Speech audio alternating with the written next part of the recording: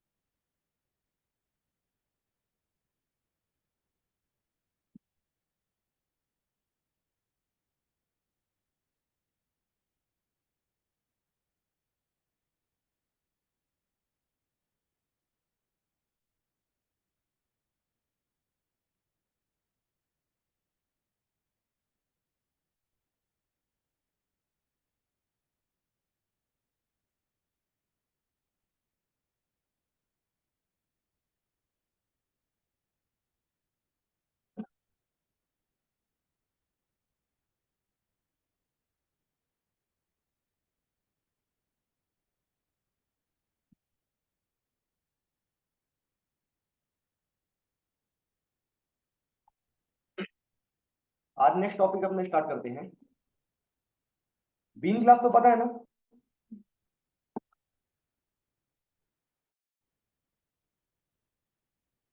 क्या है been class?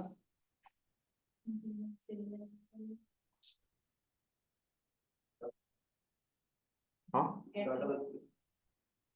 वो तो ठीक है। ये क्या?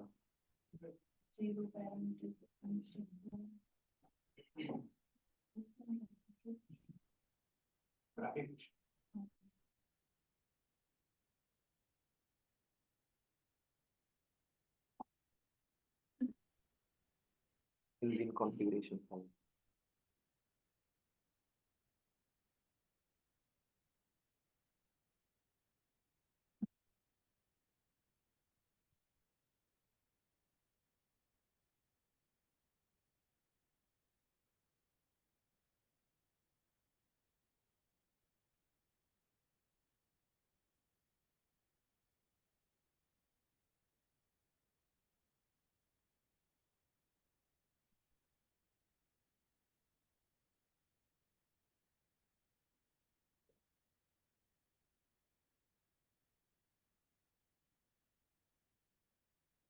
तो वो जो अपन अलग से स्प्रिंग कॉन्फ़िगरेशन फाइल को डाउनलोड करते थे ना, उसको अटैच करते थे फिर उसको यूज करते थे। तो वो चीज अगर नहीं करना तो अपने इक्लिप्स में हेल्प। अच्छा, कर रहे हो कि देखिए? हाँ ठीक है। इक्लिप्स मार्केट स्प्लेस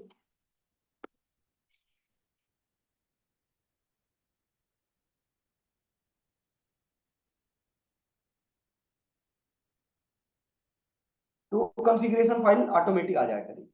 हमको फिर अलग से वहां पे हर बार सैंपल कोड के थ्रू उसको कॉपी करने की जरूरत नहीं पड़ेगी। ठीक है, चलो जब तक ये ओपन हो रहा।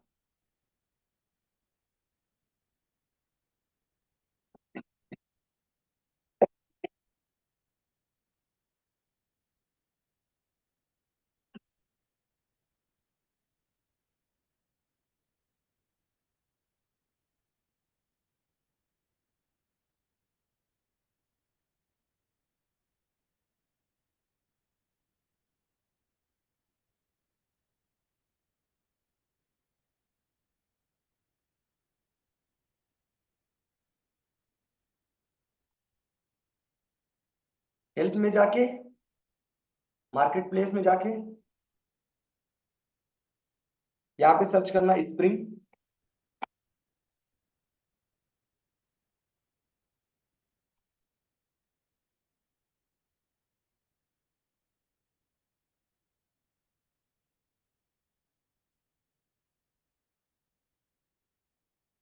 स्प्रिंग टूल सूट ये 3 जो भी है, इसको डाउनलोड कर लेंगे।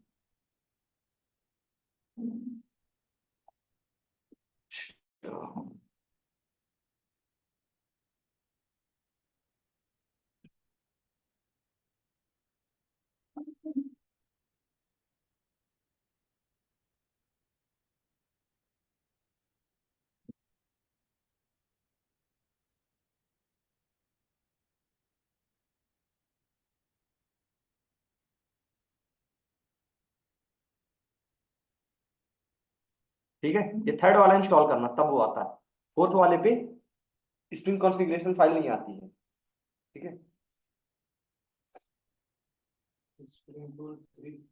हम्म। ये थर्ड वाले पे क्लिक करके इंस्टॉल करना।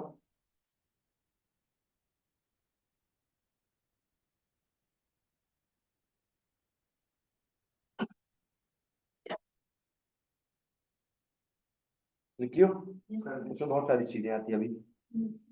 ट्रस्ट वगैरह के लिए आएगा, पहले एक एग्रीमेंट, उसको टिक कर देना। ट्रस्ट के लिए सिलेक्ट ऑल कर देना। ठीक है, नो पे ना करना कहीं पे, नहीं तो नो मतलब कि कंटिन्यू आपके साथ नहीं करना, तो फिर वो क्या हो जाएगा, कैंसिल। सारे में ओके ओके चेक करके, ठीक है, लास्ट में ऑटोमेटिक क्या होगा, रिस्टार्ट के लिए ऑप्शन आएगा, जैसे अभी अभी मेरा रिस्टार्ट के लिए। ठीक है, उसके बाद इंस्टॉल हो गया कि नहीं, फाइल, न्यू, अदर्स में जाओगे, यहाँ पे लिखोगे स्प्रिंग, ये देखो स्प्रिंग बिन कॉन्फ़िगरेशन फाइल। ठीक है, जैसे सपोज करो एक बनाते हैं, Maven project,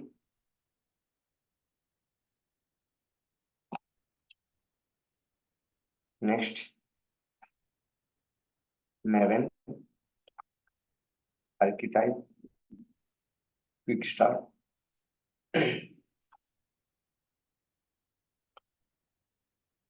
spring 06,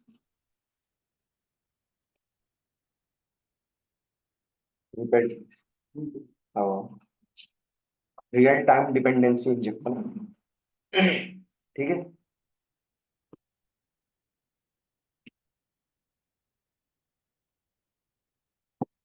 real time dependency injection finish.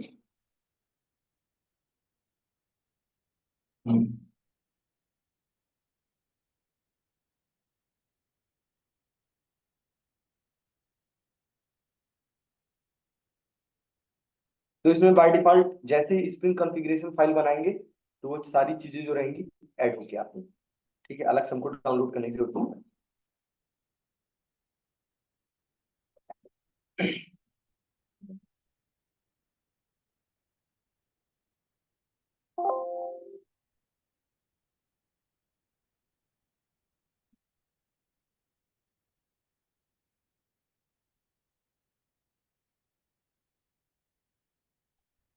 New package बना लिए, com dot A Y dot configurations. Okay, यहाँ पे डायरेक्ट अपन क्लिक करेंगे, new, others, spring configuration file, next, उसका नाम रखेंगे एप्लीकेशन, कॉन्टेक्स्ट डॉट एक्सएमएल।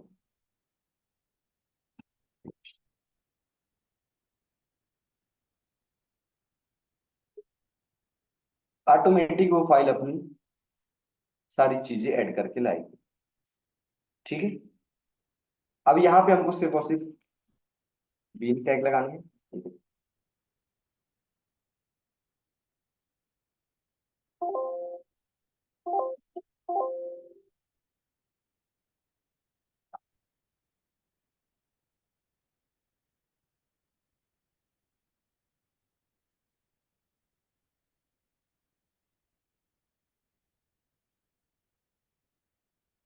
ठीक है,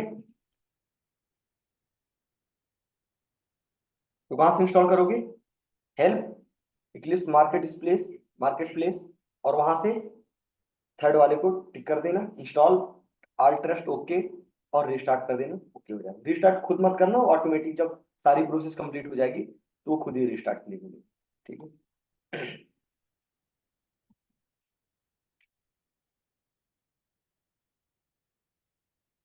अब इसी वाले पे बनाते हैं। तो नेक्स्ट अपन आते हैं बीन्स पे।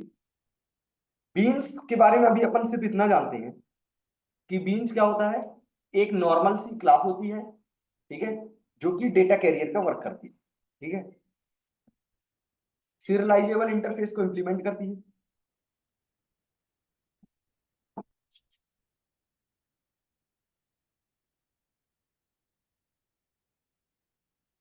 Implement serialisable interface, serialisable interface एक मार्कर इंटरफेस है जिसके अंदर कोई भी मेथड्स नहीं होती। सेकेंड चीज क्या है, इसके अंदर जितने भी वेरिएबल्स होते हैं, all variables must be in private. ठीक है, मेथड्स क्या होंगी,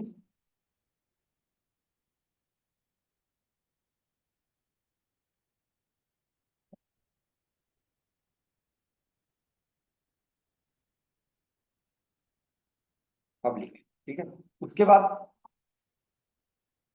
वन जीरो पैरम कंस्ट्रक्टर होगा। सिर्फ इतनी चीजें जानते हैं, इसके अलावा और क्या जानता है? हाँ हाँ, आइए अच्छा। ठीक है, हाँ तो फिनिश कर दो। ठीक है, बस अभी सिर्फ बीन क्लास के बारे में नहीं जानते। ठीक है, सर्वलेट में भी अगर यूज किए होंगे तो सिर्फ एक बीन क्लासेस बनाए थे। आज इसके बारे में आगे बढ़ते हैं। Types of bean classes.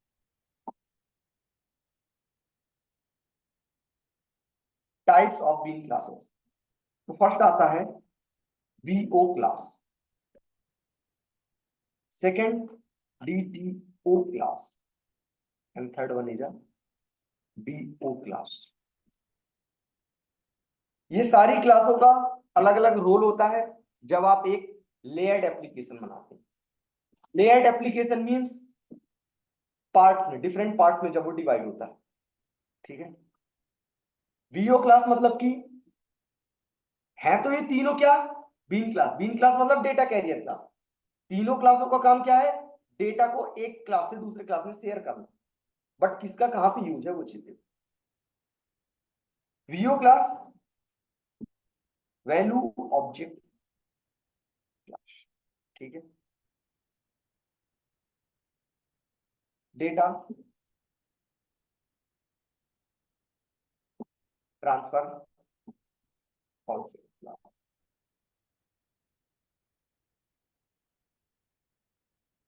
BO class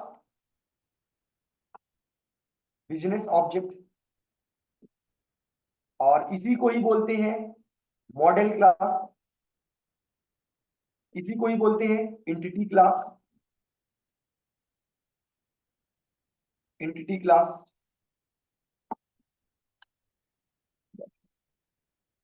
ठीक है।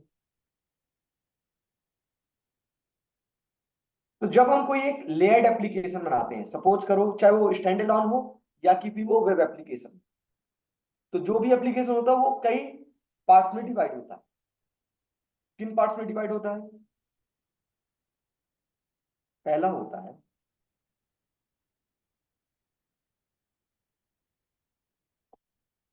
प्रेजेंटेशन। पहला होता है प्रेजेंटेशन। सेकंड होता है कंट्रोलर लेयर।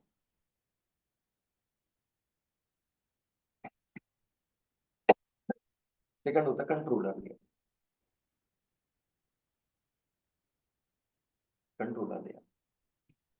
थर्ड होता है सर्विस लेयर।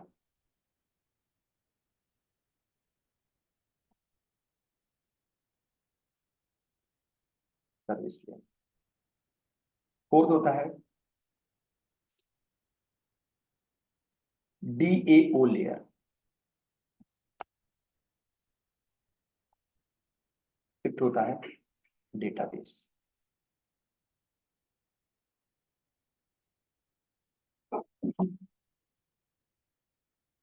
फिफ्थ होता है डेटाबेस।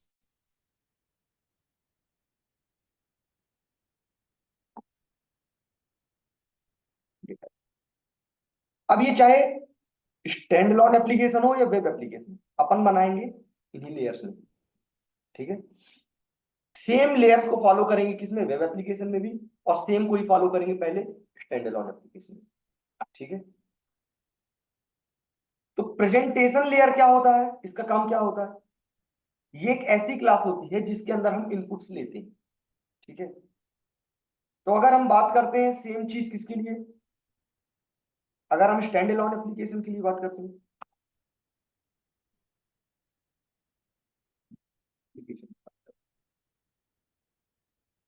तब प्रेजेंटेशन लेयर का काम कौन करेगी। प्रेजेंटेशन मतलब जहां पे आउटपुट शो हो या कि इनपुट आए, कंसोल, ठीक है। तो ये प्रेजेंटेशन लेयर का काम करती है stand alone application. Controller layer, controller layer जहां से वो इनपुट्स आके जिस पे जाता है, ठीक है, वो हो गई जैसे कि टेस्ट क्लास हो गई, जो भी टेस्ट क्लास होती है वो क्या होगी, कंट्रोलर क्लास। अब टेस्ट क्लास के लिए उसने किसी दूसरी क्लास के एक मेथड पे सेंड किया, ठीक है। सर्विस लेयर मतलब कि जहां पे कोई एक मेथड लिखी हुई है, जहां पे हम बिजनेस,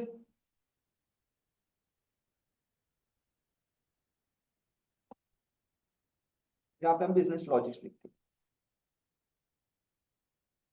कंट्रोलर लेयर के अंदर कोई चीज नहीं होती, ठीक है। वो सिर्फ और सिर्फ इनपुट्स को अपने पास स्टोर करता है और उसको फॉरवर्ड कर देता है जहां पे उसको, जहां पे उसका कोड लिखा होगा, बिजनेस लॉजिक जहां पे लिखा होगा, ठीक है। जैसे हो गई ये मेथड हो गई कहीं पे किसी एक दूसरे क्लास के अंदर।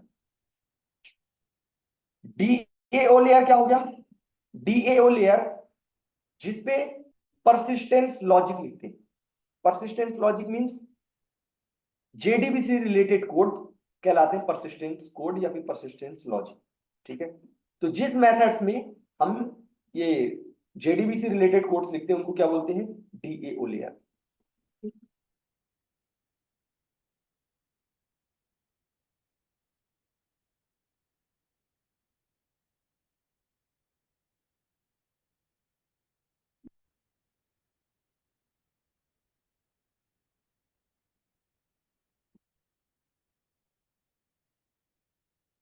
जिस क्लास के अंदर जेडीबीसी कोड लॉजिक लिखते हैं या फिर कोड लिखते हैं, ठीक है। तो ऐसा हो गया। सेम चीज अगर किसमें वेब एप्लीकेशन में बात करें तो उसमें भी सेम ही होता है।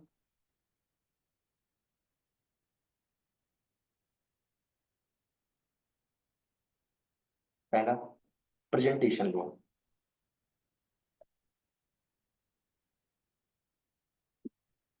प्रेजेंटेशन लेयर का काम कौन करता है वेब एप्लीकेशन में,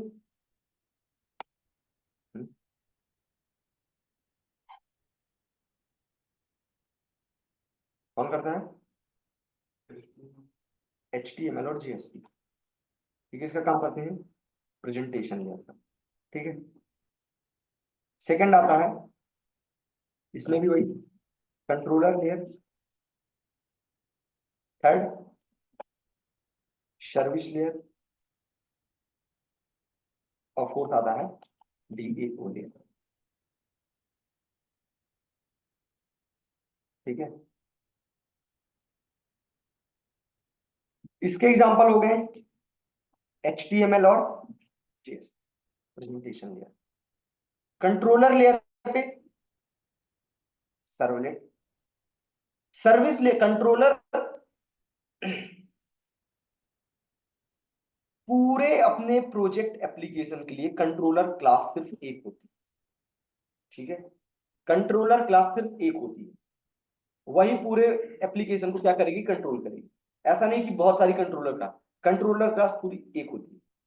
अब उसकी एक सब या फिर दूसरी सर्वलेट क्लास बोल लो, या कि फिर एक ऐसी क्लास जिसके अंदर यहां से कंट्रोलर क्लास में इफ एल्स जैसे स्विच वाला देखो ना, डायरेक्ट सेंड कर देता किसी दूसरे मेथड में, तो वो जिस मेथड पे भेजता वो क्या है, वो हो गई सर्विस लेयर।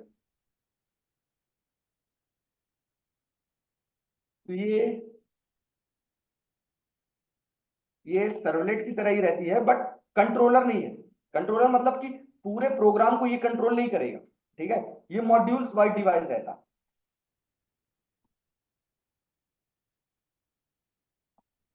पर मॉड्यूल पर, ठीक है।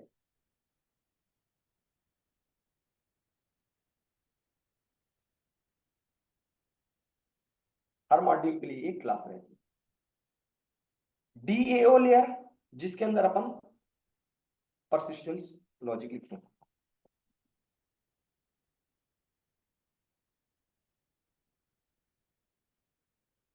ठीक है, वो कहलाती है डीएओ लेयर।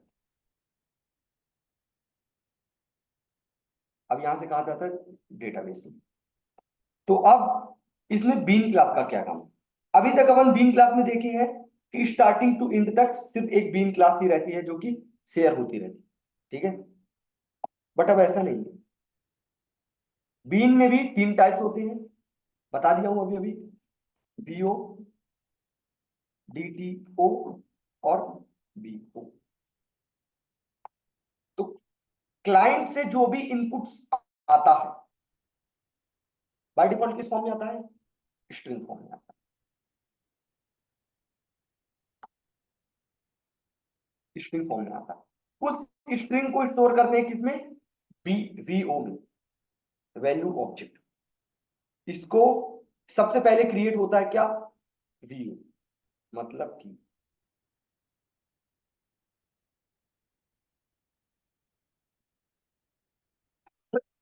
जो भी इनपुट आता है सबसे पहले वो वीओ की फॉर्म में आता